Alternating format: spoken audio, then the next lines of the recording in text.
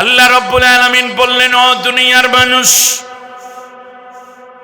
লা তাজহারু লাহু বিল কওলি কাজহারি বা'দিকুম লিবা'দ। নবীর সাথে তোমরা পরস্পরে যেমন করে কথা বলো তেমন করে কথা বলবে না।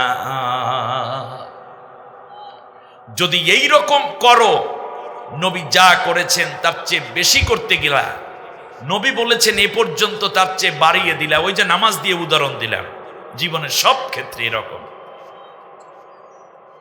আবার চলার ক্ষেত্রে নবী যতটুকু গেলেন তার চেয়ে ভাড়াইয়া যেও না, অতিরিক্ত করো না। বলার ক্ষেত্রে নবী যতটুকু বলেছেন তার চেয়ে বাড়তি বলতে যেও না। ঠিক তেমনি পরস্পরে তোমরা যেইভাবে কথা বলো সেইভাবে আমার নবীর সাথে কথা বলতে যেও না। যদি এমনটা করো, আমি আল্লাহ বলে দিলাম, আনতাহবাতা আমালুকুম, তোমাদের জিন্দেগীর যত নেক আছে সমস্ত নেকগুলো কিন্তু তাহলে আমি আল্লাহ বাদ করে দেব। ওয়া আনতুম লা তাশউরুন, তোমরা টের পাবে না, বুঝতেও পারবে না। অর্থাৎ নবীর সাথে মেলে না এরকম কোনো কথা, কাজ, পদক্ষেপ তোমরা গ্রহণ করবে না। ঠিক তার পাশাপাশি পরস্পরে যেভাবে কথা বলো, আড্ডা দাও নবীর সাথে, সেইভাবেও আড্ডার মতো কথা বলে নবীকে হালকা করার চিন্তা করবে না। যদি এই কাজগুলো করো তাহলে জীবনে সব নেক আমল বাদ করে দেবে। কে বলছেন? এবার আল্লাহ রাব্বুল আলামিন সুসংবাদ দিচ্ছেন, ইন্নাল্লাযীনা ইয়াগুদ্দুনা আসওয়াতাহুম ইনদা রাসূলিল্লাহ, যারা আমার নবীর সামনে নিজের চিন্তা, নিজের বক্তব্য, নিজের আকাঙ্ক্ষা, নিজের জীবনের সমস্ত অর্জনগুলোকে ছোট করে উপস্থাপন করবে, নবীর সামনে নিজেকে জাহের না করে বরং গোপনে রেখে নবীর অনুগত হয়ে থাকবে, নবীজিকে সম্মানের জায়গায় উঁচু করে দিবে, নিজের এই ছোট্ট জিনিস নিয়ে লাফালাফি না করে আমার রসুলের থেকে জ্ঞান নিবে, তার জ্ঞানকে আরো সমৃদ্ধ করবে, আর নবীর সামনে চুপ থেকে আস্তে আস্তে করে নবীর থেকে আদব শিখে নিবে, আমল শিখে নিবে। মনে রেখো, সেই মানুষগুলা এমন মানুষ, উলাইকাল্লাযীনা ইমতাহানাল্লাহু কুলুবাহুম লিত্তাকওয়া, আমি আল্লাহ রব্বুল আলামিন ওই মানুষগুলোর অন্তরগুলোকে, হৃদয়গুলোকে, কলবগুলোকে আমার করে নিয়েছি তাকওয়ার জন্য, খোদা ভীতির জন্য। অন্তরে ভয় পোষণ করার হৃদয় যেগুলো আছে সেই রকমের হৃদয় বানিয়ে আমি আল্লাহ তাদের অন্তরগুলো কবুল করে নিয়েছি। সুবহানাল্লাহ, নির্ধারণ করে রেখেছি। শুধু তাই নয়, আমার নবীর সামনে যারা এত বড় ভদ্রতা দেখালো, এত বড় বিনয় দেখালো, আমি আল্লাহ কি তাদেরকে খালি ফিরাইতে পারি? লাহুম মাগফিরাতুন, আমি আল্লাহ তার আগের জীবনের সব গুনাহগুলো মাফ করে দেই। একদল আগের জীবনের সব গুনাহ মাফ পায়, আর একদল আগে যত নেক করেছে সব নেক বাদ হইয়া যায়। গ্রুপ কিন্তু দুইটা। আজকে কোরআনের আয়াত দিয়ে এবং নবীর সুন্নাহর মাধ্যমে আল্লাহ যতটুকু তৌফিক দেন বোঝার চেষ্টা করব, আমরা আমাদের আমল বাদ করছি নাকি গুনাহ বাদ করছি। আপনাদের কাছে জানতে চাই। আল্লাহ বললেন লাহুম মাগফিরাতুন, নবীর কাছে যারা এসে বিনয়ী হয়ে যাবে আমি আল্লাহ তাদের গুনাহ মাফ করে দেব। আর নবীর সাথে যারা ফাইজলামি বাটফারি করবে তাদের ন্যাক আমল সব বাদ করে দেব। আপনারা কি ন্যাক আমল বাদ করতে চান নাকি গুনাহ মাফ করাইতে চান? সবাই এই যে এখান দিয়ে কথা বলে না, ব্যাপার গুনাহ মাফ করাতে চান? যারা গুনাহ মাফ করাতে চান তারা একটা তাকবীর দেন, নারায়ে তাকবীর। আমার নেতা, তোমার নেতা, মাশাআল্লাহ। আল্লাহ রাব্বুল আলামিন বললেন, শুধুমাত্র গুনাহ মাফ করে আব্দুর রহিম, আব্দুল কাদের, সুমন মিয়া ও জহিরুল ইসলাম ও খুবাইব ও আব্বাস মির্জা ও রহিমা বেগম, খালেদা আক্তার, তোমাদেরকে শুধু গুনাহ দিয়ে আমি আল্লাহ বাড়িতে ফিরাইয়া দেব না। আমার নবীকে যে এতটুকু সম্মান করলাম, আমি আল্লাহ রব্বুল আলামিন এই জন্য তোমাদেরকে পরকালে এবং দুনিয়ায় দুইও জগতে আমি আল্লাহ এত বেশি বেশি করে নেয়ামত দান করব, যা তুমি কোনোদিন গুণে শেষ করতে পারবে না। দুনিয়ায় সম্মান, আখিরাতেও আমি আল্লাহ তোমাকে জান্নাতি বানাইয়া মর্যাদা পূর্ণ করে দেব। ওয়াদা কার? আরো জোরে বলেন আল্লাহ। সূরার নাম সূরা হুজরাত। আমি আপনাদের উদ্দেশ্যে কোরআনের 106 নম্বর এই সূরা, কোরআনের 49 নম্বর এই সূরা, আয়াত আছে 18টি, রুকু আছে 2টি। আমি আপনাদের উদ্দেশ্যে প্রথম 3টি আয়াত তেলাওয়াত করেছি। সূরার নাম কি বলেছি? হুজরাত শব্দের অর্থ হলো বাসগৃহ। নবীজি সাল্লাল্লাহু আলাইহি ওয়াসাল্লাম এর ঘরকে বলা হয় হুজরাত। হুজরা বলেন কি? হুজরা থেকে বহু বচন হইল হুজরত, বহুগুলো হুজরা। রাসূল সাল্লাল্লাহু আলাইহি ওয়াসাল্লামের একাধিক স্ত্রী থাকার কারণে একাধিক ঘর ছিল। এই ঘরগুলো মূলত স্ত্রী, নবী থাকতেন মেহমানের মতো। সুবহানাল্লাহ বলেন। বেটা মানুষের ঘর দরকার নাকি? বেটা মানুষ ময়দানে জেহাদ করবে, কাজ করবে, আয় বাণিজ্য করবে, স্ত্রীর সাথে সময় দেওয়ার জন্য ঘরে যাইবে। ঘরের মধ্যে মোরামুরি করা, পেট ডালাডালি করে, খাতা মুড়া দিয়ে বারবার ঘুমাইয়া থাকা, এইগুলো ভালো পুরুষের কাজ না। ময়দানে বহুত কাজ পড়ে আছে, এই কাজগুলো করার জন্য আল্লাহ পুরুষের বানাইছে, ঠিক না? বেহেশতের মধ্যে গিয়ে আপনি আরাম করবেন, ওখানে বউ আছে, ওই ঘরে আপনি থাকেন। দুনিয়ায় প্রচুর কাজ রেখে ঘরের মধ্যে আড্ডা দেওয়ার সময় পুরুষদের থাকা উচিত নয়। যদি বেশি থাকতে হয় তাহলে আল্লাহর ঘরে পড়ে থাকা উচিত। অসুস্থ হলে আলাদা কথা, তবে ঘরে কিছু সময় তো দিতেই হবে। এজন্য নবীর সমস্ত স্ত্রীদের ঘরকে একত্রে বলা হয়েছে হুজরাত। আরবের কিছু লোক নবী সাল্লাল্লাহু আলাইহি ওয়াসাল্লাম হযরতে মাইমুনা রাদিয়াল্লাহু তাআলা আনহার ঘরে আরাম করছেন, তার স্ত্রীর ঘরে। দুপুর বেলা খানা দানা শেষে একটু কাইলুলা করছেন নবীজি। এমন সময় বাহির থেকে কতিপয় লোক, আরবের লোক ডাকছে, মুহাম্মদ, ও মুহাম্মদ, মুহাম্মদ। আল্লাহ রাব্বুল আলামিন বললেন, না না না, এইটা হবে না। ইন্নাল্লাযীনা ইউনাদুনাকা মিন ওয়ারাইল হুজুরাত আকসারুহুম লা ইয়াকিলুন। ও নবী, তোমাকে এইভাবে যারা ডাকে এদের বেশিরভাগ হইল বেয়াক্কল। বেশিরভাগ কি? ব্যাক্কল। ও মুহাম্মদ, ইয়া নবী, ইয়া মুহাম্মদ, ইয়া রাসূল, এভাবে যারা বলে তাদের বেশিরভাগ আকলের মধ্যে ত্রুটি আছে। কারণ আল্লাহ কোরআনের মধ্যে যতবার ডেকেছেন ইয়া আইয়ুহান নবী, ইয়া আইয়ুহার রাসূল। আমরা যখন তাশাহুদ পড়ি তখনও বলে থাকি ইয়া আসসালামু আলাইকা ইয়া নবী, ইয়া আইয়ুহান নবী। ইয়া আইয়ুহান নবী অর্থ হে মহান সম্মানিত নবী। সুবহানাল্লাহ বলবেন না? ইয়া নবী না ইয়া আইয়ুহান নবী। আল্লাহ তাআলা বলছেন ইয়া মুহাম্মদ, ইয়া মুহাম্মদ বলে কেন ডাকো? এদের বেশিরভাগ বেয়াক্কল, আকল নাই, সুন্দর করে নবীকে ডাকে না।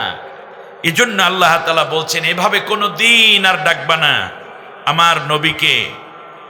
বরং তোমরা যদি সবর করতা, একবার ডাক দিয়ে অপেক্ষা করতে, তাহলে আমার নবী বেরিয়ে আসতো। কিছু মানুষ আছে না, ডাক দেওয়ার পর আর থামে না।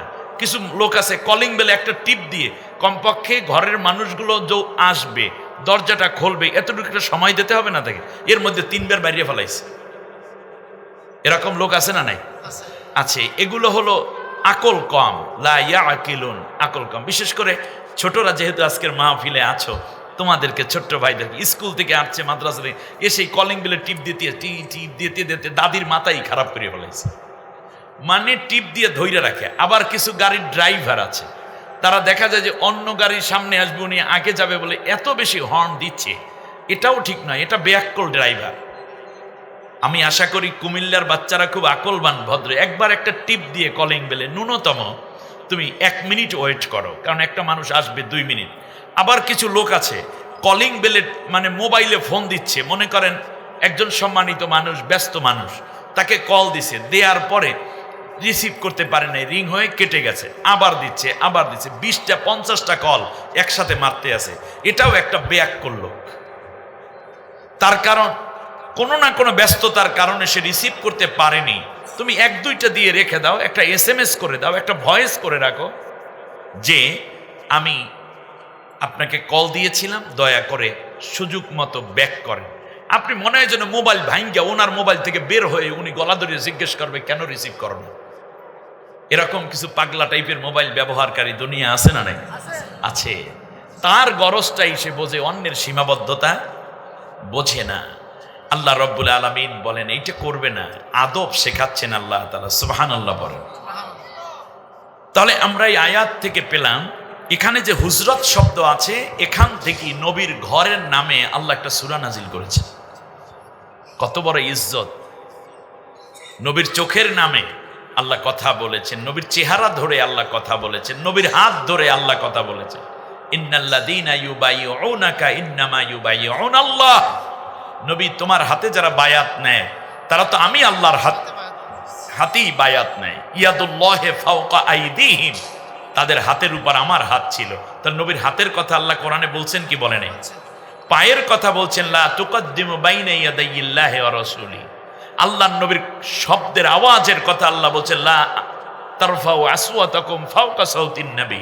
অতএব আমাদের মেজারমেন্ট, আমাদের মাপকাঠি হচ্ছে, আমাদের মিয়ার হচ্ছেন মুহাম্মদ সাল্লাল্লাহু আলাইহি ওয়াসাল্লাম। মুহাম্মদ সাল্লাল্লাহু আলাইহি ওয়াসাল্লামের কথার মতো আমাদের কথা হোক, এর উপরে না। মুহাম্মদ সাল্লাল্লাহু আলাইহি ওয়াসাল্লামের হাঁটার চেয়ে, পথ চলার চেয়ে আমাদের পথ চলা যেন আগে হয়ে না যায়। মুহাম্মদ সাল্লাল্লাহু আলাইহি ওয়াসাল্লামকে ডাকার ক্ষেত্রে যেন আমাদের সীমা থাকে। এই রকম প্রত্যেকটা জায়গায় আল্লাহ রাব্বুল আলামিন বলছেন, কদ নারা তাকাল্লুবা ওয়াজহিকা ফিস সামা। নবী, তুমি যে আসমানের দিকে বারবার তাকাও, ওটা কিন্তু আমি দেখতেছি। সুবহানাল্লাহ।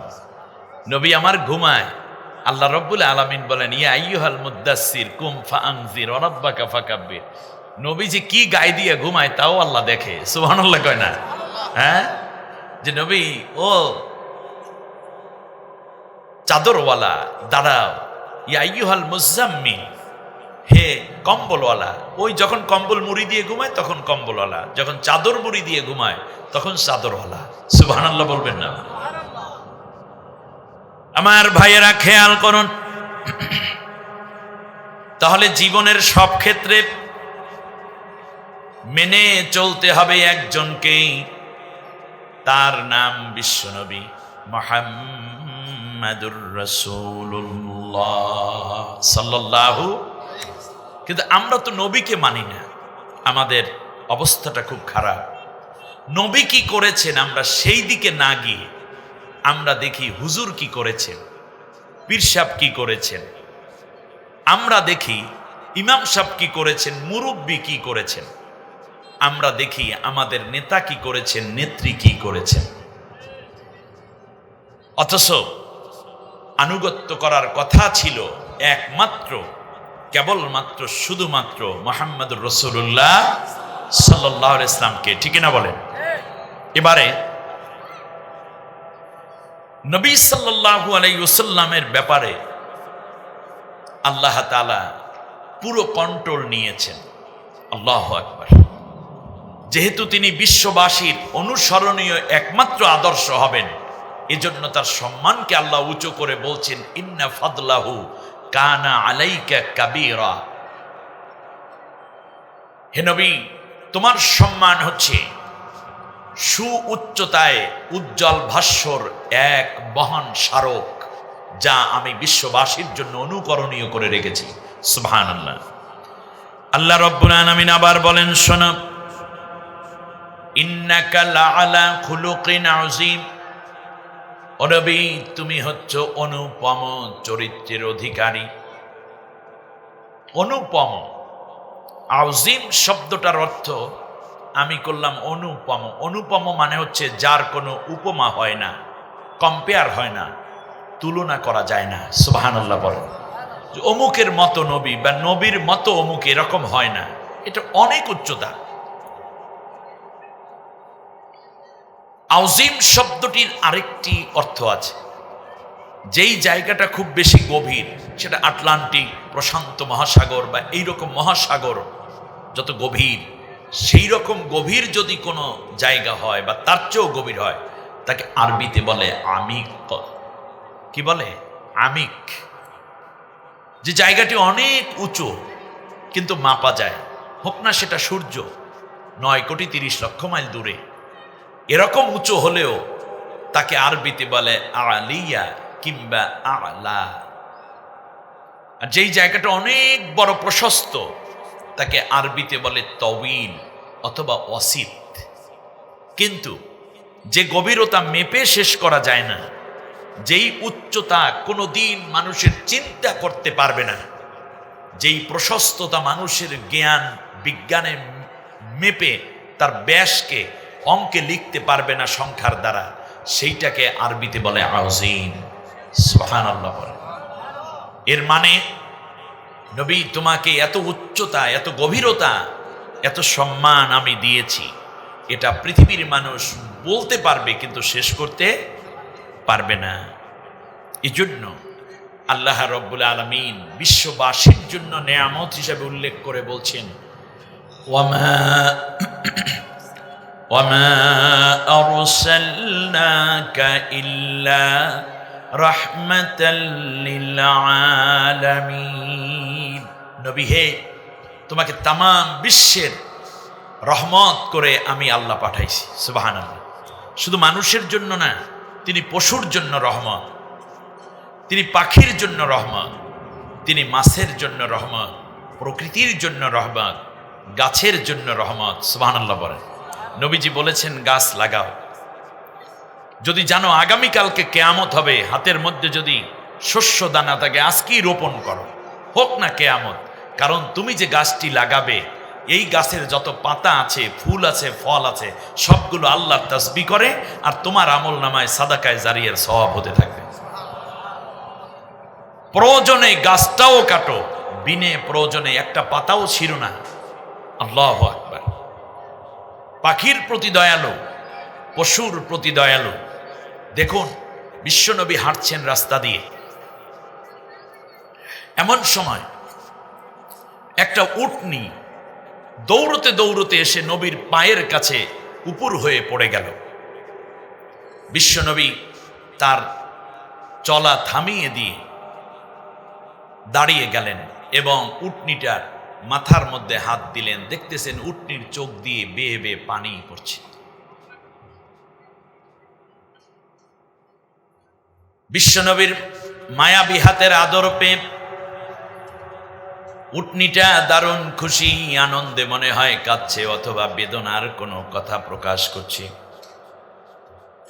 এমন সময় উটনির মালিক পেছনে লাঠি হাতে রশি নিয়ে দৌড়চ্ছে। মরুভূমিতে যদি উট হারিয়ে যায় পাওয়া বড় মুশকিল, আশঙ্কায় দৌড়চ্ছে। এসে দেখতেছে নবীর কদমের পাশে পড়ে আছে উটনিটা, একেবারে মাটির সাথে মাথা দিয়ে। আল্লাহর নবী মাথাটা উঁচু করে তার উরুর উপরে রাখলেন, আদর করে হাত বুলিয়ে দিচ্ছে। এমন সময় উটনির মালিক যখন উটনিটারে কান ধরে টান দিবে, এমন সময় বিশ্ব নবী সাল্লাল্লাহু আলাইহি ওয়াসাল্লাম বললেন, তুমি কে? বলল, আমি উটনির মালিক। বলল, তোমার বিরুদ্ধে তোমার উটনি 3টা মামলা করেছে। কয়টা? 3টা অভিযোগ আছে। 1 নম্বর অভিযোগ হলো, তুমি এই উটনিটাকে খাওয়ন দাও কম, কাজ করাও বেশি। ঠিক আছে কিনা? উটনির মালিক ছিল ইহুদি। বলল, হ্যাঁ মুহাম্মদ, আমি এত খাবার পাবো কোথায়, এরে দিয়ে আমি কাজ করাই, কিন্তু খাওন আসলে পেট ভরা দিতে পারি না।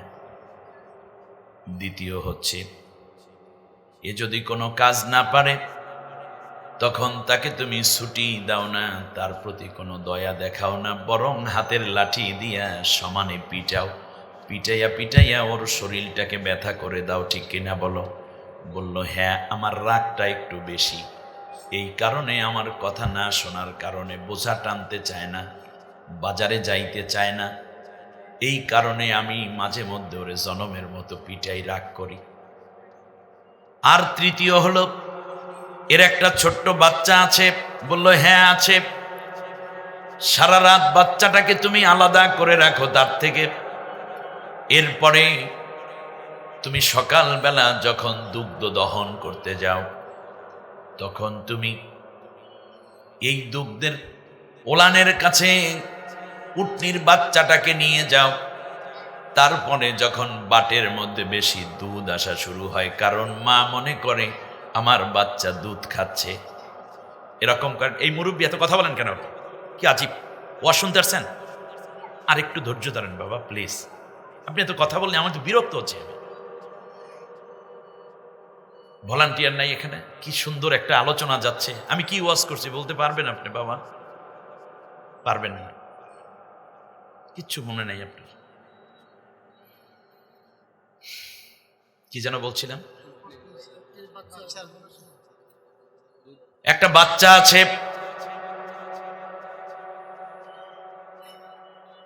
বাচ্চাটাকে তুমি দুধ খাওয়ানোর জন্য আনো,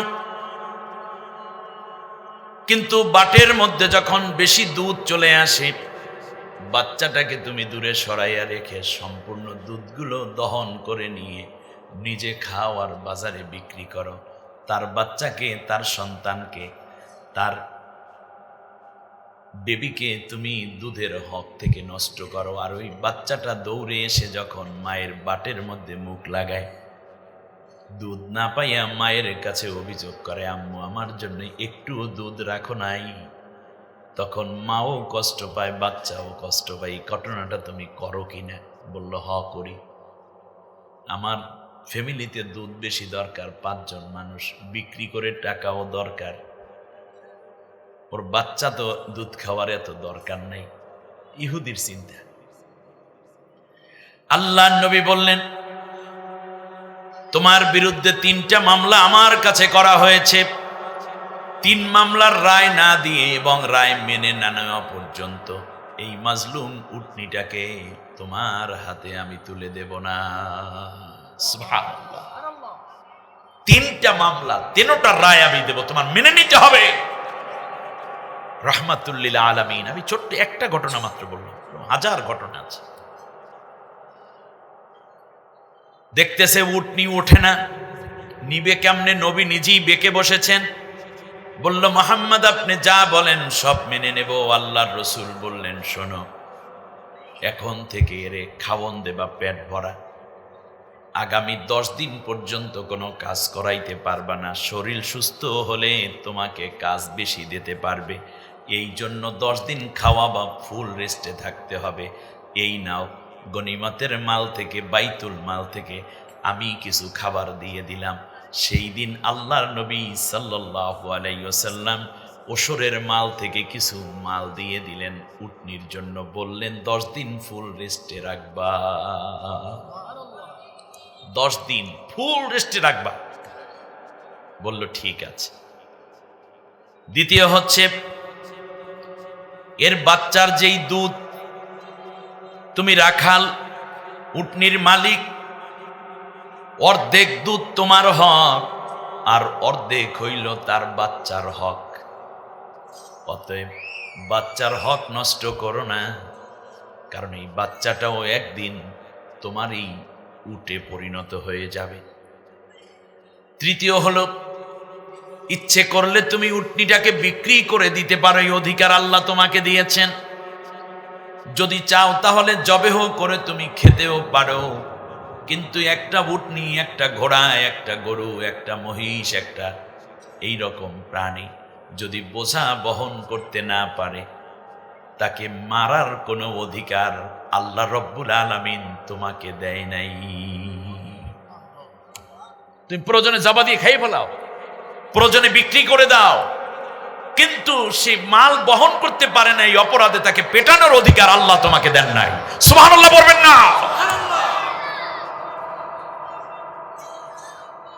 নবীজির কথা শুনে ইহুদির দারুণ আশ্চর্যান্বিত হলো। এবার আল্লাহ নবীকে ইহুদি বলল, মোহাম্মদ সবগুলা মেনে নেব। আল্লাহ নবী এবার উটনির কানে কানে বলছে, মালিকের অনুগত থাকবা, মালিকের বিরোধিতা করবা না। উটনি আস্তে উটনিটা দাঁড়াইয়া গেল, পেছনে পেছনে উটনি যায়, সামনে উটনির মালিক ইহুদি যায়, আর বারবার উটনিটা পিছনে ফিরে ফিরে নবীর দিকে তাকায়।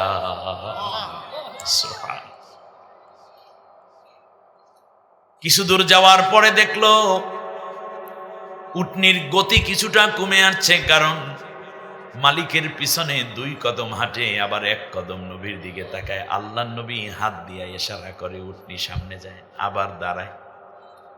ইহুদির মাথার ভিতরে আসলো উটনির কথা মুহাম্মদ বোঝে, উটনির যন্ত্রণা মুহাম্মদ বোঝে, উটনির ব্যথা মুহাম্মদ বোঝে। আমার উটনি মুহাম্মাদের কাছে নালিশ করে, আর মুহাম্মদ সালিশি করে। আমার উটনি আমার পিছনে পিছনে চলে আসে, দৌড়ায় না। একটা পশু হইয়া মুহাম্মদকে চিনল, মানুষ হয়ে যদি মুহাম্মদকে না চিনে আজকে বাসায় ফিরে যাই, ঘরে ফিরে যাই, তাহলে আমি পশুর চাইতেও নিকৃষ্ট হয়ে যাব। উটনিটাকে ডাক দিয়ে বলে, তুই এখানে দাঁড়া, আমি একটু মুহাম্মাদের কাছ থেকে কালেমা পড়ে মুসলমান হয়ে আসি। রাহমাতুল্লিল আলামিন। কেমন রহমত! নবী যেখানে আল্লাহ সেখানে গজবও পাঠাতে চান না। সুবহানাল্লাহ। একবার কতিপয় ইহুদিরা এসে নবীর কাছে বলল, মুহাম্মদ, তুমি যেই কথাগুলো বলছো এগুলো তো আসলে সত্য নবীর আলামত না। আমরা মনে করি তুমি এখনো সত্য নবী নও। মুহাম্মদ আর একজন আসবে কিয়ামতের পূর্বে, তুমি সেই মুহাম্মদ নও। অনেক বাজে কথা বলার পরে নবীজি বললেন, ঠিক আছে, তাহলে আসো আমরা আল্লাহর কাছে একটু দোয়া করি। মসজিদে নববীর মধ্যে, এটা মদিনার ঘটনা, তো আসো আল্লাহর কাছে দোয়া করব। যারা মিথ্যাবাদী, অর্থাৎ তোমরা বলছো আমি নবী না, যদি আমি নবী হই তাহলে তোমরা মিথ্যাবাদী, আর আমি যদি নবী না হয়ে নবী দাবি করি তাহলে আমি কি? মিথ্যাবাদী। অতএব আসো আমরা 2টা গ্রুপে ভাগ হই, ভাগ হওয়ার পরে আমরা দোয়া করি, যেই গ্রুপ মিথ্যাবাদী আল্লাহ যেন তাদেরকে ধ্বংস করে দেন। ইহুদিরা বলল, না মুহাম্মদ, তুমি মোনাজাত করো, ওই একসাথেই বসি, অসুবিধা নাই। তখন আল্লাহ নবী দোয়া করতে যাবেন, এমন সময় জিবরিল আলাইহিস সালাম হাজির, এসে আল্লাহর একটা আয়াত শোনাচ্ছে, ওমা কানাল্লাহু লিউআযিবাহুম ওয়া আনতা ফীহিম। নবী গো, এটা আল্লাহর জন্য শোভনীয় নয় যে তিনি আযাব পাঠাবেন, গজব পাঠাবেন, অথচ আপনি তাদের মধ্যেই উপস্থিত আছেন। আপনি যেই জায়গায় থাকেন নবী, ওই জায়গায় আমি আল্লাহ তাআলা আযাব গজব পাঠাইতে পারি না। সুবহান। রহমাতুল লিল আলামিন, আপনি উম্মতের জামিন, গুনাহগার উম্মতের আপনজন। আল্লাহর নবী, প্রাণের নবী গো, আপনি নবী আমার জীবনের জীবন। ঠিক না?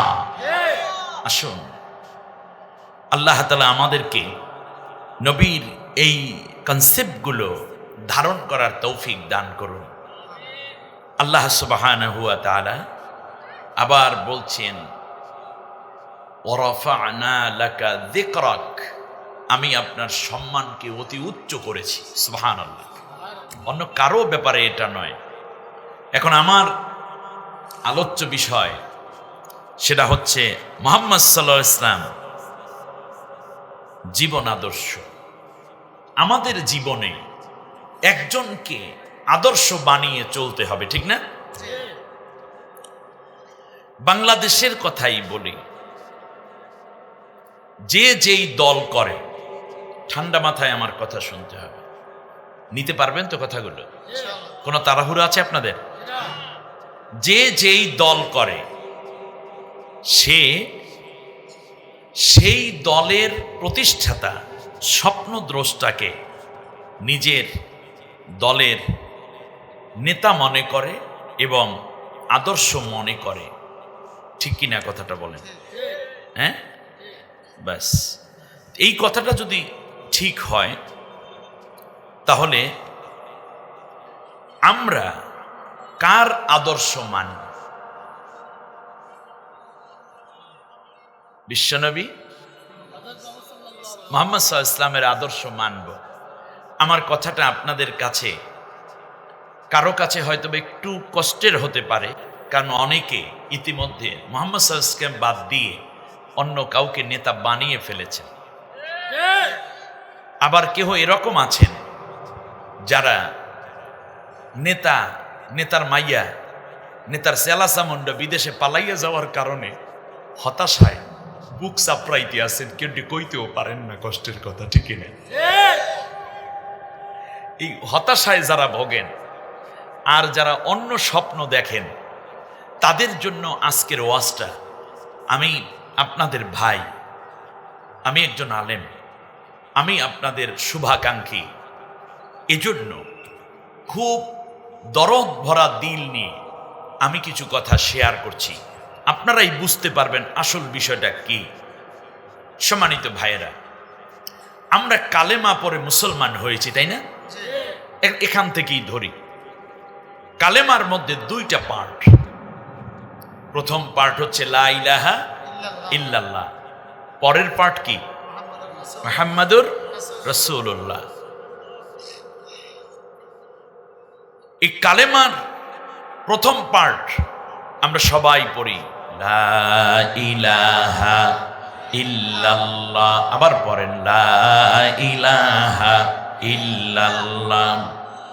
যখন তুমি ছোট্ট ছিলে, দাঁত ছিল না মুখে, তরল খাবার দিলেন আল্লাহ মা জননীর বুকে, তোমার মা জননীর বুকে। ওই আল্লাহ রে ভুইল না রে, সে আল্লাহ রে ভুইল না রে, জীবন যাকার থাক, সেই আল্লাহর বিধান কায়েমে থাকিও সজাগ। আল্লাহ রে ডাক রে বান্দা, আল্লাহ রে ডাক। লা ইলাহা ইল্লাল্লাহ পইরা কি শুধু মুসলমান হয়েছি? না, সাথে পড়েছি কি? মুহাম্মাদুর। যুগে যুগে যত নবী এসছেন সব নবীদের সাথে মিলিয়ে কালেমা লা ইলাহা ইল্লাল্লাহ। মুসা কালিমুল্লাহ, লা ইলাহা ইল্লাল্লাহ আদামু সফিউল্লাহ, লা ইলাহা ইল্লাল্লাহ ইব্রাহিমু খলিলুল্লাহ, লা ইলাহা ইল্লাল্লাহ দাউদু খলিফাতুল্লাহ, লা ইলাহা ইল্লাল্লাহ ঈসা। এরপরে হলো লা ইলাহা ইল্লাল্লাহ মুহাম্মাদুর রাসূলুল্লাহ। তাহলে বোঝা যায় লা ইলাহা ইল্লাল্লাহর পার্ট একই রকম, আর যেই নবীর সময় এই কালেমাটা হয় সেই নবীর সাথে ওইটা পরের অংশ মিল থাকে। এখন এই কালেমা দ্বারা আপনি কি পড়েছেন? পড়েছি হলো আমি পৃথিবীতে আল্লাহ ছাড়া অন্য কাউকে মাবুদ মানি না, কারো ইবাদত আমি করব না, কোনো হুকুম আল্লাহটা ছাড়া অন্য কারোটা মানব না, কোনো বিধান আল্লাহর দেওয়া বিধানের বাইরে অন্য কোনো বিধান আমি মানব না, অন্য কোনো আইন মানব না, কেবলমাত্র কারটা মানব? লা ইলাহা, এরপর কি? ইল্লাল্লাহ। কেবলমাত্র মানব কাকে? তাহলে এই কালেমা আপনাকে বড় বিদ্রোহী বানিয়ে দিয়েছে। হাজার মূর্তি পূজা ছেড়ে দিয়ে, হাজার দেবদেবী, হাজারো রকমের প্রভুত্ববাদ থেকে ফিরিয়ে এনে আপনাকে এক আল্লাহর সামনে দাঁড় করিয়ে দিয়ে অন্য সবগুলোকে ডিলাইট করে দিয়ে অমিট করে দিয়ে তালাক দিয়ে লাল কার্ড দেওয়াইয়া এক আল্লাহর গোলাম বানিয়ে দিয়েছে। সুবহানাল্লাহ বলেন। তাহলে আমরা কয় আল্লাহর গোলাম? কয় মাবুদের গোলাম? তাই আইন মানবো কাটটা, হুকুম মানবো কাটটা, বিধান মানবো কাটটা? আমার উপকার করার মালিককে, ক্ষতি করার মালিককে, আমার ইবাদত পাওয়ার মালিককে, আমার হায়াত দেওয়ার মালিককে, আমার মওত দেওয়ার মালিককে। একদিন এই পৃথিবীতে আসছি কার ইচ্ছায়? বেঁচে আছি কার ইচ্ছায়? মরে যাব কার ইচ্ছায়? বাঁচা এবং মারার মাঝখানে কার ইচ্ছা পুরা করব? এ হচ্ছে লা ইলাহা ইল্লাল্লাহ। কিন্তু আমার এই কাজগুলো জীবনে কর্মযজ্ঞ, ইবাদত, ব্যবসা বাণিজ্য, চাকরি বাকরি, বিবাহ শাদী, ঠিক তার পাশাপাশি আমার হাল চাষ, আমার অর্থনীতি পরিচালনা, ব্যাংকে চাকরি করা, ব্যাংক চালনা, সংসদ পরিচালনা, সেক্রেটারিয়েট পরিচালনা, আইন আদালত পরিচালনা, সব জায়গায় আমি একজনকে ফলো করব, যিনি আল্লাহকে ফলো করার জন্য দুনিয়ায় এসেছেন। আর বিশ্ববাসীর সামনে তিনি হচ্ছেন আমাদের একমাত্র নেতা, একমাত্র টিচার, একমাত্র ফলো করার উপাদান। তিনি হচ্ছেন মুহাম্মদুর রাসূলুল্লাহ। এই মহান ব্যক্তিত্বকে পুরোটা নিয়ন্ত্রণ করেছেন আল্লাহ। সুবহানাল্লাহ পড়েন। তার কথা, তার আচরণ, তার লেনদেন, তার ওঠা বসা, তার রাষ্ট্র পরিচালনা, তার যুদ্ধ, তার সন্ধি, তার বিবাহ, তার ঘুম থেকে ওঠা, তার বাথরুম, তার নখ কাটা, তার মেসাওয়াক করা, তার সেভ করা, তার চুল কাটা নিজের ইচ্ছা মতো এভাবে তিনি করতেন না। আল্লাহ যেভাবে চান সেইভাবে করিয়ে আমাদের জন্য তিনি নেতা হয়ে আছেন, আদর্শ হয়ে আছেন, অনুসরণীয়, অনুকরণীয়। একমাত্র, কেবলমাত্র, শুধুমাত্র একজনকে আমাদের ফলো করার নির্দেশনা আছে, তিনি হচ্ছেন মুহাম্মদুর রাসূলুল্লাহ। এই জায়গাটায় আমরা বড় দুর্বল হয়ে গেছি। আমরা আল্লাহকে মানি কিন্তু রসুলের আদর্শটা মানি না। এরকম অনেক উম্মাত আপনাদের কুমিল্লাতে আছে না নাই? নেতার ছবি মাথার উপর টানায়, নেত্রীর ছবি গলার মধ্যে ঝুলায় এবং বলে যে আমরা অমুক নেতার আদর্শের সৈনিক। কিন্তু আপনি কলেমার মধ্যে পড়েছেন লা ইলাহা ইল্লাল্লাহ, এরপর কি বলেছেন? মুহাম্মাদুর রাসূলুল্লাহ। যদি এটা পড়েন তাহলে আপনার মানতে হবে নবীকে, অন্য কাউকে। আর নবীর চেয়ে ভালো কোনো নেতা কি পৃথিবীতে আসে? ফেরাউন আল্লাহকে কিন্তু মাইনে ফেলাইছিল। যখন লোহিত সাগরের তলদেশে জনমের মতো পানি খাচ্ছিল, তার সেনাবাহিনী যা আছে 2 লাখ, সব তো শেষ, বাকি ছিল ফেরাউন। তখন ডাক দিয়ে বলছে আমানতু আন্নাহু লা ইলাহা ইল্লাল্লাযী আমানাত বিহি বানু ইসরাঈল। দেখছেন, বলতেছে আমানতু, আমি ঈমান আনলাম, আন্নাহু লা ইলাহা ইল্লাল্লাহ, তিনি ছাড়া আর কোনো ইলাহ নাই, অবশ্যই তিনি ছাড়া আর কোনো ইলাহ নাই। আল্লাহ ছাড়া কোনো ইলাহ নাই এ কথা ফেরাউন কি করতেছে? মেনেছে। এরপরেও দেখতেছে নাকের ভিতর, কান দিয়ে, মুখ দিয়ে পানি ঢুকে, ও ফুটবলের মতো ভুলতেছে। তখন বলে আল্লাহ তোমার বিশ্বাস হয় না? ওয়া আনা মিনাল মুসলিমিন, আমি এখন মুসলমান হয়ে গেছি আল্লাহ। আর আমানাত বিহি বানু ইসরাইল, বনি ইসরাইলরা যেই আল্লাহর উপর ঈমান আনছে, আল্লাহ আমি সেই আল্লাহর উপর ঈমান আনছি, আর কি চাও? তাহলে ঈমান আনলো, লা ইলাহা ইল্লাল্লাহ পড়লো, বনি ইসরাইলের লোকেরা যে আল্লাহর উপর ঈমান আনছে সেই আল্লাহর উপর ঈমান আনলো এবং নিজেকে মুসলমান বলেও দাবি করলো। এরপরেও কি ফেরাউন বাঁচছে? সে জান্নাতে না জাহান্নামে যাবে? কেন যাবে? একটা কথা বলি, ভালো করে বুঝেন। 2টা কারণে তার ঈমান কবুল হয় নাই। 1 নম্বর কারণ হচ্ছে সে ঈমান এনেছে, কিন্তু এমন এক সময়, যে সময় তার মৃত্যুকাল। আল্লাহ রাব্বুল আলামিন বলেন আল আন ওয়াকাদ আসাইতা ক্বাবলু ওয়া কুনতা মিনাল মুফসিদিন। তুমি এখন বলতেছো ঈমান আনলাম, কিন্তু যতদিন রাষ্ট্র ক্ষমতায় ছিলা ততদিন তুমি নিরীহ মানুষকে অত্যাচার করেছো, হত্যা করেছো, নির্যাতন করেছো, লক্ষ লক্ষ নারী পুরুষকে হত্যা করে উল্লাস করেছো। দীর্ঘদিন ক্ষমতায় থাকার জন্য, ক্ষমতায় থাকার আশায় তুমি যা এমন কোনো কাজ নাই যা তুমি করো নাই। সুতরাং এইরকম স্বৈর শাসক যখন মারা যায় তখন আমি আল্লাহর কাছে যদি ঈমান নিয়ে কান্দাকাটি করে কিয়ামত পর্যন্ত আমি তাদের ঈমানও কবুল করব না, কারণ স্বৈর শাসকের ঈমান কোনোদিন কবুল হয় না। স্বৈর শাসক যারা, তারা তওবা করলেও তওবা কি হবে না। এই একটা দলিল নিলেন একটা। এই জন্য আল্লাহ বলছেন ফালিয়াউমা নুনাজ্জিকা বিবাদানিকা লিতাকুনা লিমান খালফাকা আয়া। তোমার পরে অনেক স্বৈর শাসক তোমার মতোই হবে, তাদের ঈমানও কবুল করব না, যে সেইটার জন্য তোমার লাশটাকে কিয়ামত পর্যন্ত আমি সংরক্ষণ করলাম। কোনো জানোয়ার খাবে না, মাটি খাবে না, পানি গালাবে না, হাঙর কুমির খাবে না, তোমার লাশ আমি আল্লাহ শুটকি বানাইয়ে রাখলাম। যুগে যুগে লেডি ফেরাউন বলেন আর মেল ফেরাউন বলেন, ওয়াল আর ইকুয়াল। তাদের চিন্তা হলো দীর্ঘদিন ক্ষমতায় থাকবো আর মানুষ মাইরা, নেককার মানুষ, পরেজগার মানুষ, সম্মানিত মানুষদেরকে অপমানিত করব, খুন খারাপি করে আমার ক্ষমতায় আমি টিকতেই চাই। কিন্তু শেষ পর্যন্ত টিকতে তো পারেই না, ইমানটাও শেষ পর্যন্ত বজায় থাকে না। তার কারণ এত মানুষ হত্যার ভার কে নিবে? কারণ আল্লাহ বলছেন একজন মানুষকে হত্যা করলে তামাম দুনিয়ার মানুষ হত্যার সমান গুনাহ তোমার আমল নামায়। আর যাওয়ার সময়ও লক্ষ লক্ষ মানুষের উপর পীড়ন করে যাচ্ছ তুমি, যাওয়ার সময় হাজার হাজার ছাত্রকে হত্যা করে চলে যাচ্ছ, নির্দোষ মানুষদের উপরে লগি বৈঠে অত্যাচার করে মৃত্যু মানুষের উপর নৃত্য করো তুমি পিলখানায় হত্যাকাণ্ডে আমার দেশের সেনাবাহিনীদেরকে নির্দোষ হত্যা করো, হেফাজতের রাতে 5 মে নির্দোষ আলেম হাফেজদের উপরে সমানে বন্ধ করে আলো নিভিয়ে দিয়ে মিডিয়া বন্ধ করে তারপর গুলি দিয়ে অপারেশন চালাও, আর ছাত্রদের উপর অত্যাচার করো। তুমি এত মানুষের উপর খুন করো, ফেরাউনের ডাও কবুল করি নেই, তোমার ঈমানও কবুল হবে না।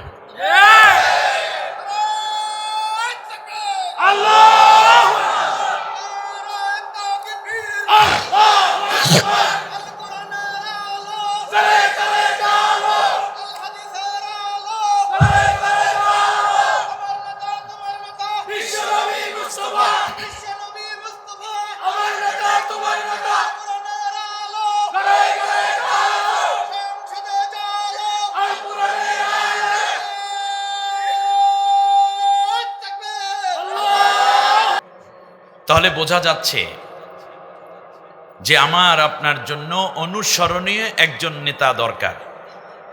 এজন্য আমরা নামাজের মধ্যে বলি আল্লাহুম্মা সাল্লি আলা সাইয়্যিদিনা মুহাম্মদ, দুরুদে বলি সাইয়্যিদিনা মুহাম্মদ। সাইয়্যিদ অর্থ নেতা, সাইয়্যিদিনা মানে আমাদের নেতা কে?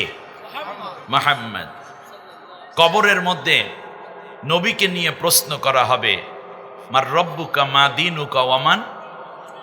কবরের মধ্যে যখন রেখে দেয়া হয় তখনও বলা হয় বিসমিল্লাহি আলা মিল্লাতে, আল্লাহর নামে নবীর দলের মধ্যে রেখে গেলাম। আর পরকালে নবী আমাদের সুপারিশ করবেন। এ হলো একটি কারণ যে সে ঠেগায় বইরে ঈমান আনছে, যার কারণে ঈমান কবুল হয় নাই ফেরাউনের। দ্বিতীয় হচ্ছে সে বলে লা ইলাহা ইল্লা আন্নাহু লা ইলাহা ইল্লাল্লাহ আমানাত বিহি বানু ইসরাইল, কিন্তু মুসা কালিমুল্লাহ বলে না। মুসা কালিমুল্লাহ যদি বলে তাহলে ভেজাল আছে, এটা ফেরাউনের মাথা মরার সময় মাথা ঠিক আছে, যাতে মাতাল তালে ঠিক। খেয়াল করেন, সে বলতে যদি দেখে যে যদি বলি লা ইলাহা ইল্লাল্লাহ মুসা কালিমুল্লাহ, তাহলে তো আমি হয়ে গেলাম মুসার সাহাবী। নবীর উপর ঈমান আনার পরে আবু বকর রাদিয়াল্লাহু আনহু কি হয়েছেন? ওমর কি হয়েছেন? রাদিয়াল্লাহু আনহু সাহাবী হয়ে গেছে। তাহলে নবীর উপর ঈমান আনলে তদানীন্তন উপস্থিত যারা তারা হন সাহাবী, আর পরবর্তীরা হন কি? উম্মত। দেখতেছে যদি আমি মুসাকে মেনে নেই তাহলে সে হবে মূল, আমি হব সাহাবী। সাহাবী তো কোনোদিন রাষ্ট্র চালাইতে পারে না নবীকে বাদ দিয়া, অতএব রাষ্ট্র আমার হাতেই রাখতে হবে, ক্ষমতা সে আর সারা যাইবে না।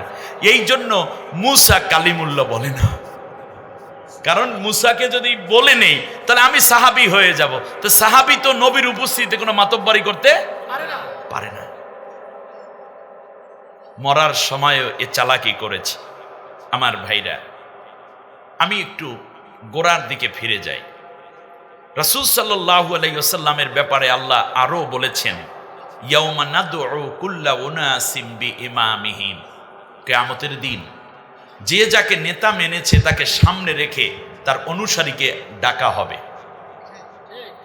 2 সেকেন্ডের জন্য কুমিল্লার ভাইরা চক্ষুটা বন্ধ করুন। আল্লাহর এই কথাগুলো আপনি কিভাবে নিবেন? আল্লাহ সুবহানাহু ওয়া তাআলা বলছেন সূরা বানী ইসরাঈল ৭১ নম্বর আয়াতে, কিয়ামতের দিন নেতাকে সামনে রেখে অনুসারীকে ডাকা হবে। আমার মুহাম্মদকে বাদ দিয়ে তোমরা অন্য কাউকে নেতা মানলে তাদের কি হবে জানো? ইয়াকদুমু কওমাহু ইয়াউমাল কিয়ামাতি ফাআওরাদাহুমুন নার ওয়া বিইসাল উবিরদুল মাওরুদ। সেই দিন আমার নবীকে বাদ দিয়ে যারা অন্যকে নেতা মানবে, সেই নেতা এবং কর্মী সবগুলোকে আমি জাহান্নামে ফেলে দেব। আর নবীর সাথে যারা জীবনকে মিলাবে তাদেরকে আমার আরশের নিচে ছায়ার ব্যবস্থা করে দেব। কথা কোনো ভেজাল আছে না সোজা? আচ্ছা, আমরা নবীকে জানার জন্য একটা ছোট্ট উদাহরণ নিয়ে আসি। নবীর বয়স মাত্র 7 দিন। কতদিন? 7 বছর না, 7 মাসও না, মাত্র 7 দিন। হালিমাতুস সাদিয়া রাদিয়াল্লাহু তাআলা আনহা নবীকে কোলে তুলে নিলেন মক্কার বাইতুল্লাহর চত্বর থেকে দুধ মা হিসাবে। আপনারা জানেন, কোলে নেয়ার পরে বুকের সাথে জড়িয়ে ডান স্তন থেকে প্রথম দুধ পান করানো শুরু করলেন হালিমা। আপনারা দেখবেন মায়েরা অনেক সময় 2 স্তন থেকেই শিশুকে দুধ পান করায়। যারা এখানে বাবা হয়েছেন তার স্ত্রীটা তো দেখেছেন কমপক্ষে। কিন্তু হালিমা রাদিয়াল্লাহু তাআলা আনহা বলতেছেন যে আমি যতদিন মুহাম্মদকে শিশুবেলায় দুধ পান করালাম, আমার আরো একটা ছেলে ছিল, আর না দুধ আসবে কোত্থেকে, তাই না? তো ঘুমের মধ্যে কিংবা সজাগ অবস্থায় আমি মুহাম্মদকে যতবার দুধ পান করিয়েছি কেবল ডান স্তন থেকে দুধ পান করানো সম্ভব হয়েছে। বাম স্তনের দুধ খাওয়াতে চাইলে মুহাম্মদ কান্না করত এবং মুখ লাগাতো না, সে দুধ পান করত না। হে নবীর উম্মত, ভালো করে বুঝেন, মাত্র 7 দিনের নবী, মাত্র 7 দিনের নবী বুঝলেন আমরা 2 ভাই, মায়ের স্তন দুটো। আমি ডান স্তন থেকে দুধ পান করার পরে যদি মায়ের বাম স্তন থেকেও দুধ পান করি তাহলে অন্য ভাইয়ের হক নষ্ট হয়ে যাবে। সুতরাং তার হক নষ্ট করা আমার ইনসাফ হবে না, ঠিক হবে না। সাম্য কাকে বলে? বৈষম্য বিরোধিতা কাকে বলে? বিশ্বনবী সাল্লাল্লাহু আলাইহি ওয়াসাল্লাম 7 দিন বয়সের সময় বিশ্ববাসীর সামনে তা উপস্থাপন করলেন। সুবহানাল্লাহ। আর আজকে সেই নবীর উম্মত 70 বছর বয়স্ক এক বৃদ্ধ মানুষ আপনার মেয়েকে ঠকাই আপনার ছেলেকে সম্পত্তি লিখে দিয়া আপনি হাজিগিরি কালান আর চিল্লায় যান আর পীরের মুরিদইয়া জিকির করেন। আপনার মতো এত নষ্ট মানুষ পৃথিবীতে আর নাই। আপনি নবীর উম্মত নাই, আপনি আবু জেহেলের উম্মত হয়ে গেছেন।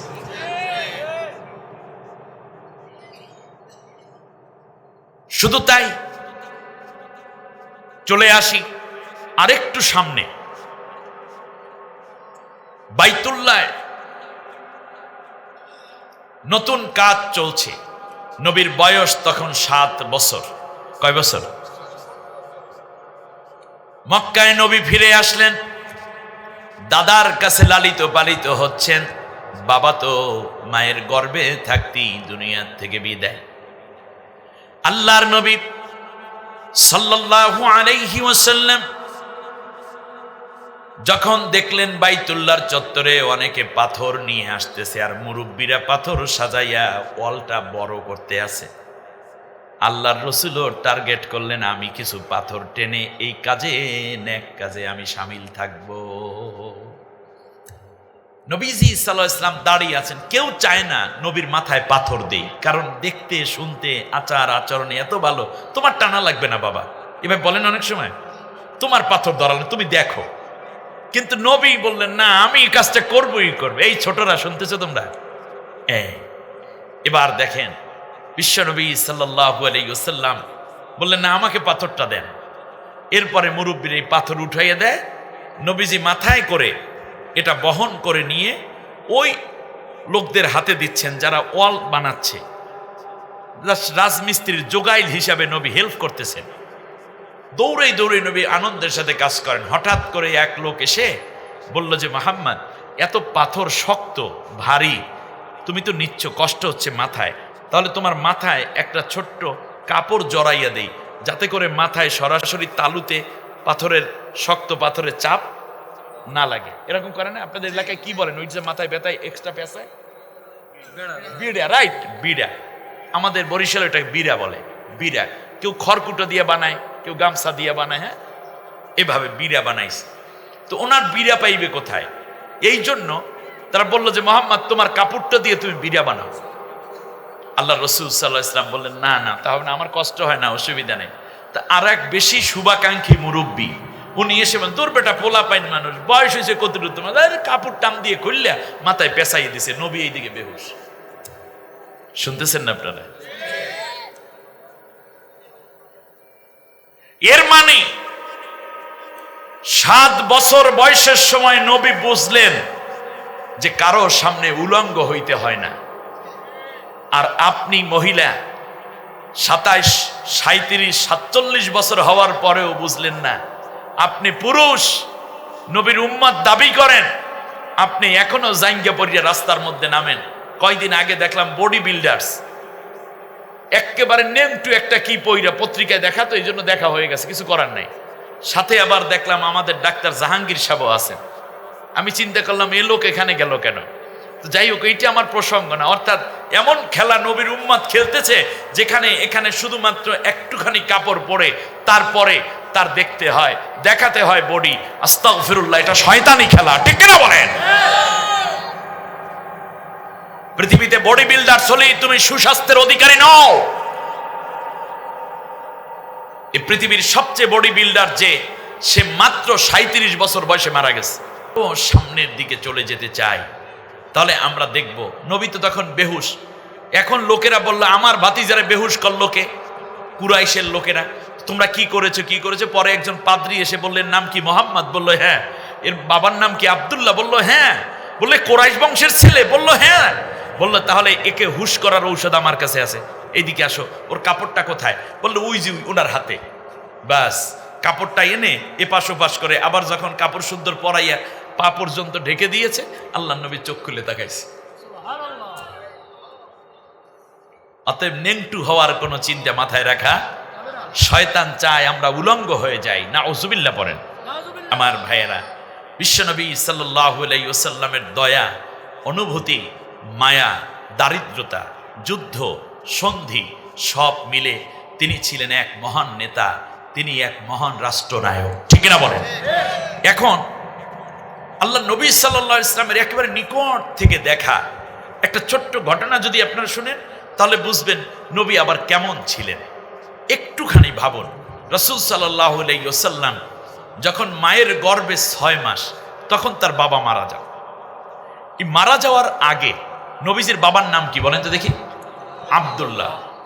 এই আব্দুল্লাহ, খাজা আব্দুল্লাহ, যখন তিনি গেলেন বাজারে, তখন তো মানুষ বিক্রি হতো, পশুর মতো, গরু ছাগলের মতো মানুষও বিক্রি হতো, দাস প্রথা ছিল। আব্দুল্লাহ রাস্তা দিয়ে ঘুরছেন, তো এমন সময় মানুষ বিক্রির হাটেও তিনি উঠে পড়েছেন। দেখতেছেন যে একজন দাসী, ছোট্ট একটা মেয়ে, এই তো প্রায় 9, 10 বা 11 বছর বয়স হবে। দেখলো যে কি সুন্দর চোখ, কিন্তু নিগ্র, কোকড়ানো চুল। আস্তে করে মেয়েটার কাছে দাঁড়ালো, মালিককে জিজ্ঞেস করলো এর বিক্রি করবা? বললো হ্যাঁ। আব্দুল্লাহ চিন্তা করলো একে নিয়ে গেলে আমেনার সময়টা ভালো কাটবে। আমি যেহেতু বাইরে থাকি, যেহেতু আমেনা প্রেগনেন্ট, তো এই সময় একজন মানুষ সাথে পেলে কথাবার্তা ভালো বলা যায়। নিয়ে যাওয়া হলো। যেই দিন এই মেয়েটাকে নিয়ে যাওয়া হলো, সেই দিন থেকে আব্দুল্লাহর ঘরে বরকত আসা শুরু হয়ে গেছে। এক পর্যায়ে মেয়েটার নাম আলাদা করে রেখে দিলেন, নামই রেখে দিলেন বারাকা। মেয়ের নাম কি? দাসী বারাকা। হঠাৎ করে দাসী বারাকা সকালবেলা যখন আমেনার কাছে মেয়ের মতোই বড় করছে, আদর করছে, আমেনা স্বপ্নে দেখছে যে, রাত্রের স্বপ্নে দেখছে যে তার কোলের মধ্যে একটা উজ্জ্বল পূর্ণিমার চাঁদ তার কোলের মধ্যে পড়েছে। এই স্বপ্নের কথা সকালবেলা তার বাবা আব্দুল্লাহকে বলতেছেন, অর্থাৎ মুহাম্মদ সাল্লাল্লাহু আলাইহি ওয়াসাল্লামের আব্বু আব্দুল্লাহকে বলতেছেন আমেনা, একটি স্বামীর সাথে শেয়ার করছে, এই আজকে স্বপ্নে দেখলাম কি আকাশে পূর্ণিমার চাঁদ, হঠাৎ করে চাঁদটা না আমার কোলের মধ্যে পড়েছে। বললো যে তুমি কি দেখছো না দেখছো তা তো আমি বুঝি না। বারাকা বলে উঠল, আম্মু আপনাকে আল্লাহ তাআলা একটা ভালো পুত্র সন্তান দান করবে। মেয়েটা ছোট, বলে ফেলেছে, কিন্তু আমেনা জানেন না তার গর্ভে তখন সন্তান আছে, কারণ সন্তান বুঝতে তো 3 মাস ন্যূনতম সময় লাগে। একটা পর্যায়ে বারাকা হয়ে গেলেন আমেনার একান্ত সাথী, কারণ রাসূল সাল্লাল্লাহু আলাইহি ওয়াসাল্লামের আব্বা সিরিয়ায় বাণিজ্য করতে গিয়ে পথেই মারা গেছে। রাসূল সাল্লাল্লাহু আলাইহি ওয়াসাল্লাম একদিন প্রচন্ড কান্না করছেন। সন্ধ্যা ঘনিয়ে আসলো, নেমে আসলো আধার, নবী আসেন না। কাঁদতে কাঁদতে নবী আসছে, আজকে রাত হয়ে যাচ্ছে, আসতে দেখে আমেনাও কিছুটা অস্থির। নবীর কান্না জিজ্ঞেস করেন, মুহাম্মদ তুমি কাঁদো কেন? কয় আম্মু, সব মানুষের বাচ্চাদের বাবা মাঠে যায়, আদর করে, মায়া করে, সন্তানকে কোলে নিয়ে বাড়িতে ফেরে, কিন্তু আমার এমন কেন হলো যে আমার আব্বু কোনোদিনই আমাকে আনতে যায় না, আমাকে কোলে লয় না, মুহাম্মদ বলে ডাকে না, আমার আব্বু কোথায় আছে তার সব খবর দাও। আমেনাও চোখের পানি ধরে রাখতে পারলেন না। রাত্রে কান্না শুনে দাদা আব্দুল মুত্তালিব বলতেছে, কান্দে কেন আমার নাতি? বলল যে ওর আব্বুকে দেখতে চায়, আপনি একটু থামাইয়া দেন।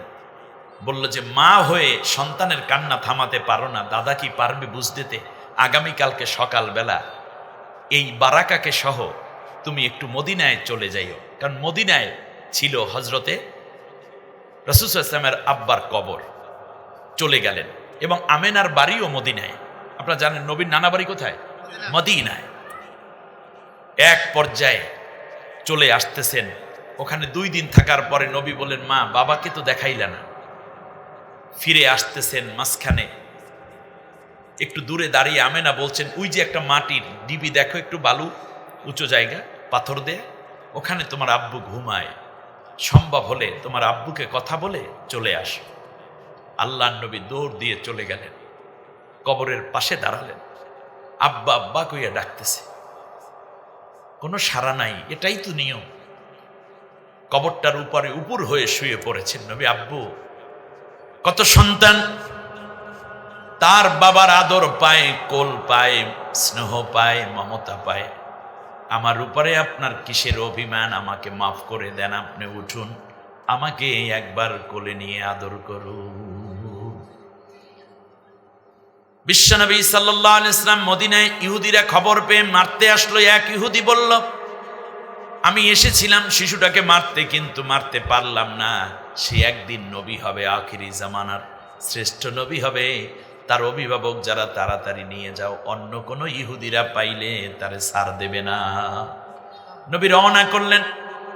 আমেনা সাথে রয়েছে বারাকা।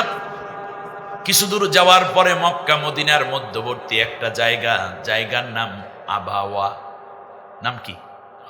মক্কা থেকে মদিনায় যাওয়ার পথে কিংবা মদিনা থেকে মক্কায় আসার পথে এই জায়গাটা আপনাদের চোখে পড়বে। এখানে মসজিদ আছে, হোটেল আছে, খাবারের সামান্য ব্যবস্থাও আছে। এখানে আল্লাহর নবীর মায়ের কবরটাও আছে। এখানে আমেনার কবর। আমেনার গায়ে ভীষণ জ্বর উঠল, শরীর থরথর করে কাঁপছে, মাথা ঘুরোচ্ছে। উটের পিঠে আর আমেনা বসে থাকতে পারে না। বারাকাকে ডাক দিয়ে বলে, বারাকা আমাকে নামাইয়া দাও। নামিয়ে দেয়া হলো। আমেনা কাঁদতেছেন, আর মুহাম্মদুর রাসূলুল্লাহ অস্থির হলেন, মাগো এভাবে করছো কেন? হযরতে রাসূলের মা বলতেছেন, বাবারে তোর আব্বুকে দেখানোর জন্য এসেছিলাম, আর মাও আজকে বিদায় হয়ে যায়, কোনোদিন মায়ের সাথে আর দেখা হবে না। বুঝে ফেলেছেন আমেনা তার শেষ মুহূর্ত। নবীর তখন বয়স মাত্র 7 বছর। এই বারাকার হাতটা আমেনা তার হাতের মধ্যে নিলেন, মাঝখানে বিশ্বনবীর কচি হাতটাকে দিয়ে বলল, বারাকা শোনো, আজ থেকে মোহাম্মদকে তোমার হাতে রেখে গেলাম। যখন মা কইয়া মোহাম্মদ ডাক দিবে, তখন তুমি সাড়া দিয়ে মোহাম্মদকে কোলে উঠাইয়া নিবা। আমার মোহাম্মদকে ছেড়ে কোথাও যাবা না। আমার মোহাম্মদকে খানা না দিয়ে তুমি খানা খাবে না। আমার মোহাম্মদকে ঘুম না পড়াইয়া তুমি ঘুমোতে যাবে না।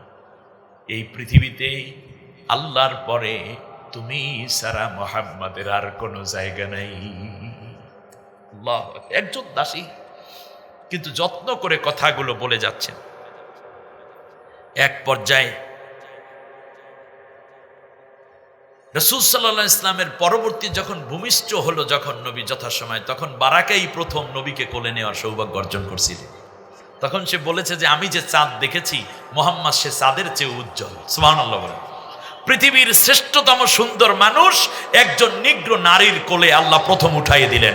এই আল্লাহর কুদরত, এটাই আল্লাহর নিজাম। সুতরাং সাদা আর কালো, উঁচু নিচুর ভেদাভেদ আল্লাহ দেখতে চান না। আল্লাহ দেখতে চান মানুষের হৃদয় কেমন, আল্লাহ দেখতে চান মানুষটা কেমন। ঠিক কিনা বলেন ভাইরা আমার? আস্তে আস্তে নবীজি বড় হলেন। এই পৃথিবীতে দুইজন মানুষের জন্য আল্লাহর নবী তার মাথার রুমাল বিছাইয়া দিতেন। একজন হচ্ছে এই বারাকা, আর একজন হচ্ছে হালিমাতুস সাদিয়া। নবীজি পৃথিবীতে 5 জন নারীকে মা ডেকেছেন, তার মধ্যে বারাকা একজন। সুবহানাল্লাহ। এবার খেয়াল করেন, আল্লাহর নবী বড় হচ্ছে। আব্দুল মুত্তালিব চাচ্ছেন বিয়ে দিতে বারাকাকে, কিন্তু বারাকা বললেন না। মৃত্যুর সময় আমেনা আমাকে বলে গেছে, মোহাম্মদকে ছেড়ে যেন আমি কোথাও না যাই। বয়স হচ্ছে কিন্তু বিয়ে হচ্ছে না, বিয়ে বসছে না সে। মোহাম্মদের কি হবে এই চিন্তা করে।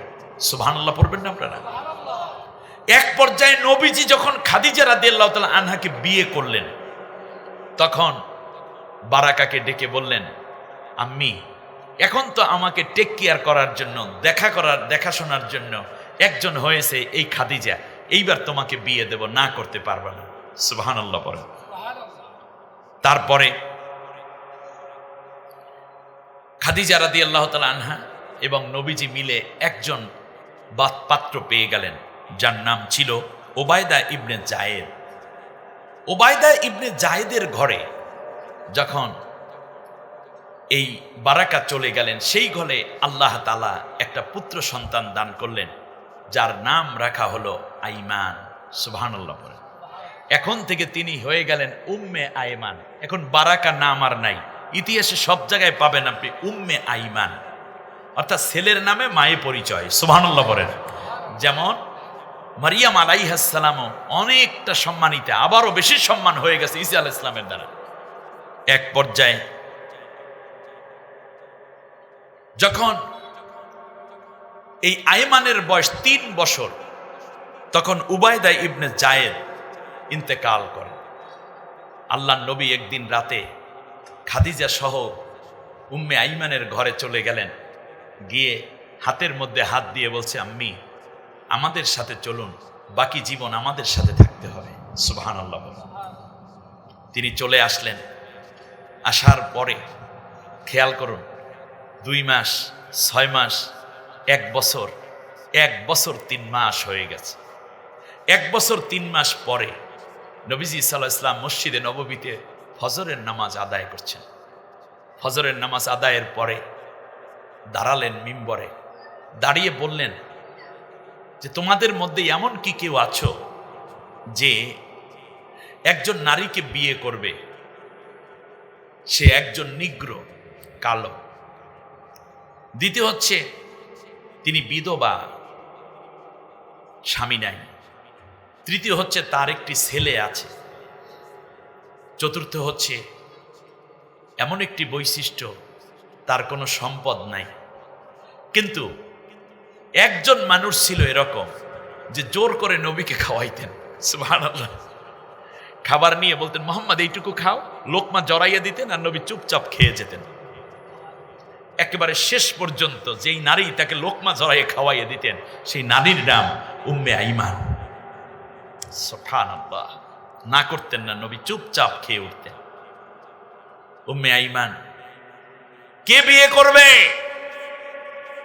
এমন সময় দাঁড়িয়ে গেলেন জায়েদ ইবনে হারেসা রাদিয়াল্লাহু তাআলা, যার কথা কোরআনে এসেছে, বলেন আমি বিয়ে করব। আল্লাহর নবী দেরি করলেন না, অনুমতি এনে এই মজলিসে বিয়ে পড়িয়ে দিলেন। সেই ঘরে আল্লাহ তাআলা দান করলেন হযরতে উসামা রাদিয়াল্লাহু তাআলা আনহুকে। সুবহানাল্লাহ পড়বেন না আপনারা? কত বড় বড় নেককার জিনিস আল্লাহ তাআলা কোথা থেকে কি দিচ্ছেন আপনি চিন্তাও করতে পারবেন না। যাই হোক, নবীজি সাল্লাল্লাহু আলাইহি ওয়াসাল্লাম যখন হিজরত করেছিলেন তখন এই উম্মে আইমান নবীর সাথে হিজরত করছে। এক পর্যায়ে বৃদ্ধাও হয়ে কিছুটা বয়স্ক হয়ে যাচ্ছে, হেঁটে আর কত পারে, ঘাম ঝরছে। এমন সময় রাসূল সাল্লাল্লাহু আলাইহি ওয়াসাল্লাম তার মাথার রুমাল দিয়ে ঘাম মুছিয়ে দিয়ে বলছে, মাগো, জান্নাতে কোনো পরিশ্রম নাই, আজকে তুমি হিজরত করছো আর আল্লাহ তাআলা কোরআনের আয়াত আমার উপর নাজিল করে বলেছেন, নবী তোমার সাথে যারা হিজরত করলো তাদের উপর আল্লাহ খুশি, তাদের নিয়ামত, তাদের প্রাপ্তি একমাত্র জান্নাত, কেবলমাত্র জান্নাত, জান্নাত ছাড়া তাদের আর কোনো জায়গা নাই। সুবহানাল্লাহ। আমার ভাইয়েরা, মানুষকে ভালোবেসে কাছে টানা ছিল নবীর অভ্যাস। আমি এই কথাটা বলতে গিয়ে এই জায়গাটা একটু টাচ করে গেলাম। বিশ্বনবী সাল্লাল্লাহু আলাইহি ওয়াসাল্লাম বিবাহ অনুষ্ঠান শেষ করলেন, জায়েদকে বুকের সাথে জড়িয়ে ধরলেন। আল্লাহর নবী জায়েদকে জিজ্ঞেস করছেন, জায়েদ তুমি জানো তুমি কাকে বিবাহ করেছো? জায়েদ বলল, আমি ভালো করে জানি, আমি যাকে বিবাহ করেছি তার নাম হচ্ছে উম্মে আইমান। আল্লাহর নবী বললেন, তুমি এতটুকুই জানো, কিন্তু আরো কিছু বিষয় আছে, শোনো জায়েদ, তুমি যাকে বিয়ে করেছো তিনি একজন জান্নাতি নারী শুধু নন, বরং তিনি হচ্ছেন আমার মা।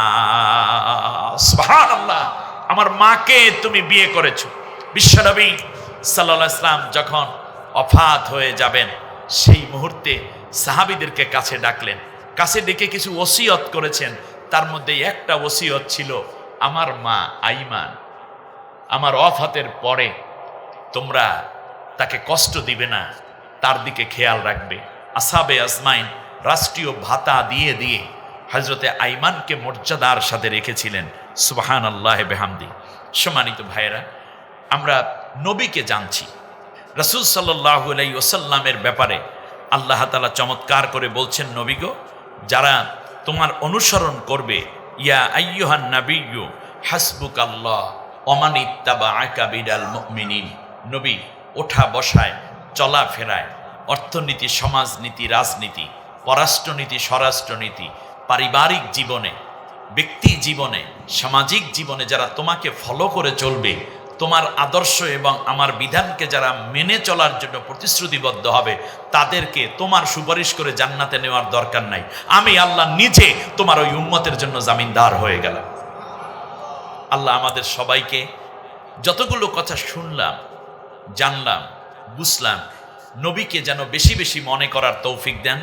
সেজন্য আমরা কোরআনের মধ্যে যা নবীকে উল্লেখ করা হয়েছে, নবী ছিলেন সেরকমই। সুবহানাল্লাহ বলেন। অতএব নবী সাল্লাল্লাহু আলাইহি ওয়াসাল্লামকে জানার জন্য কোরআন সুন্নাহকে বেশি বেশি পড়ার জন্য আমরা চেষ্টা করব। আরও বেশি বেশি করে এরকম মাহফিলে এসে নবীকে নিকট থেকে দেখার চেষ্টা করব। নবীর উপর বেশি বেশি দুরূদ পড়ব। আল্লাহ আমাদের সবাইকে কবুল করুন, আমিন। সুবহানাকাল্লাহুম্মা বিহামদিক, আশহাদু আল্লা ইলাহা ইল্লা আনতা আস্তাগফিরুকা ওয়া আতুবু ইলাইক। আসসালামু আলাইকুম ওয়া রাহমাতুল্লাহি ওয়া বারাকাতুহু।